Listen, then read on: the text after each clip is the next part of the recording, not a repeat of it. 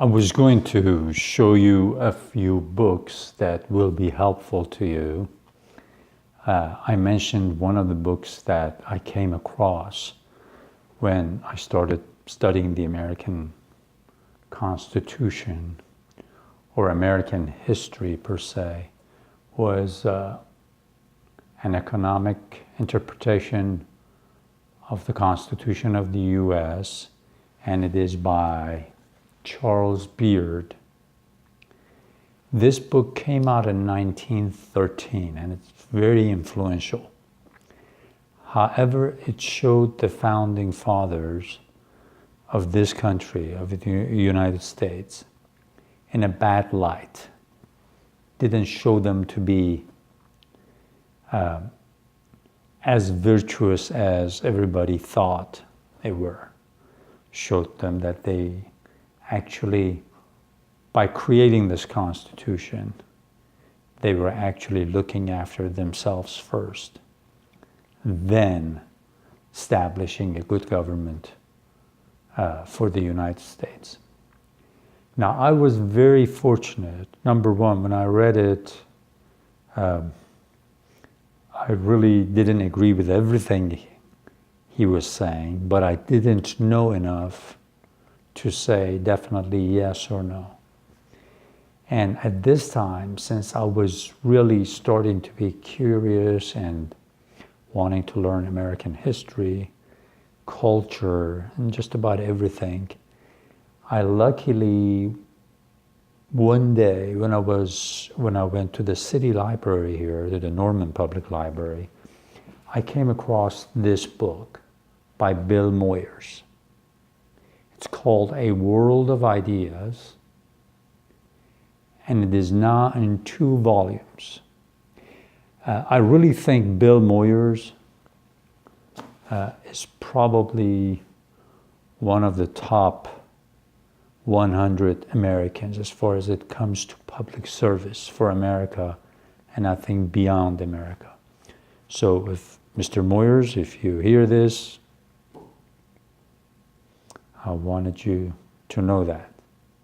Thank you for the work you've done. Try to watch all of Bill Moyers' videos, all the series he's made, all the conversations he's had.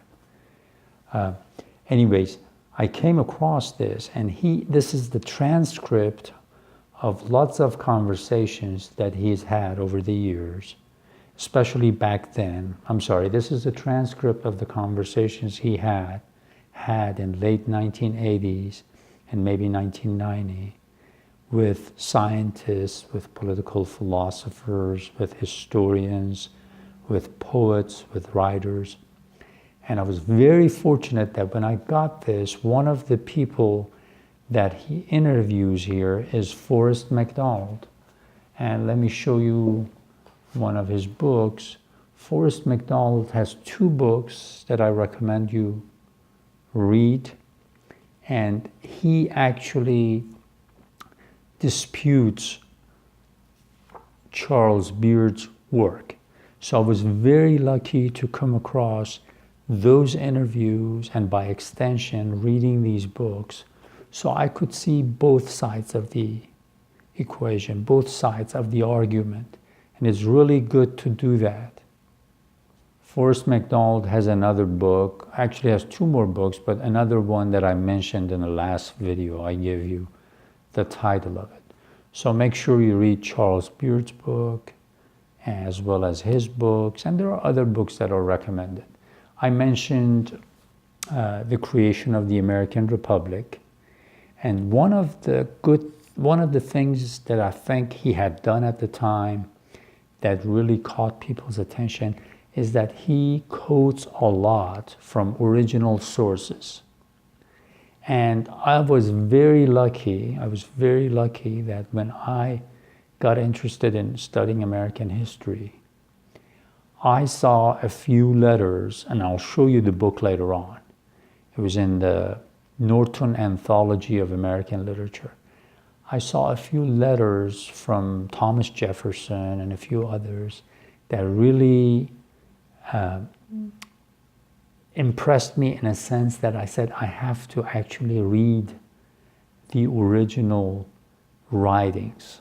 That's what attracted me to it. So I think Gordon Wood probably used a lot of quotes from different people, and that's one of the reasons that makes his work, one of the handful of reasons that makes his work really stand out. Another book that I did not really read that much is Bernard Bailyn's Ideological Origins of the American Revolution. I looked at it later on, but at that time I did not read it that much. So this is another book that you need to look at. And this book, I showed it to you, and I showed the title. It's probably one of the better compact books on studying the Constitutional Convention. And thanks to CSPAN, they've got a talk of hers about this subject matter on their website. CSPAN is awesome. I've told you this before.